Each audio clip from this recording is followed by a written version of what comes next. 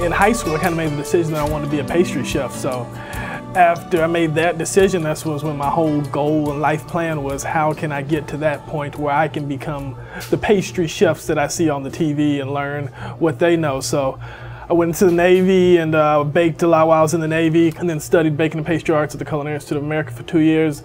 Then after that, I went to the AIB, the American Institute of Baking, out in Kansas, and learned baking science and technology, because when I was at the Culinary Institute, I really realized that I like to focus on how and why stuff is happening, because they just show you how to make it delicious, which is great. But I was always wondering, why does sugar act like this? Why do we need this much flour? So that's when I went to the AIB, where they just teach all the fundamentals and why sugar reacts like this, and how to balance your formulas and whatnot. So after the AIB, I got a job at a big baking manufacturer, Flowers Baking Company, as a production supervisor, and I really liked that life of big bakeries. It was great, really working, being in charge of thousands of pounds of dough every day was pretty exciting.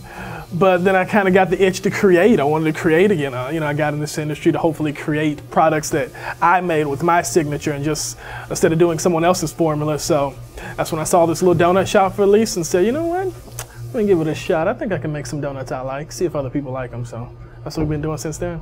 When I was really focused on becoming a pastry chef, I interned at the Windsor Court Hotel. It was, I guess, one of the only, that and the Ritz-Carlton, the Windsor Court Hotel in New Orleans. It was one of the only 5-star hotels in the city. So, and Keegan Gerard, he was the pastry chef at the time there. Now he's went on to Food Network fame and whatnot. But he really got me focused on, you can make the best product. Because when because I went to there after the Navy, so, the Navy is just, you make something, hopefully people like it, But when he came there, he just got there as soon as I was interning, and he was changing the apple pie recipe, and he said something. He was like, since we're, the best hotel in the city, we need to have the best apple pie for our room service. And that kind of blew my mind. I was like, wow, he's got really lofty goals to make the best apple pie. Who says that? A million people make apple pies.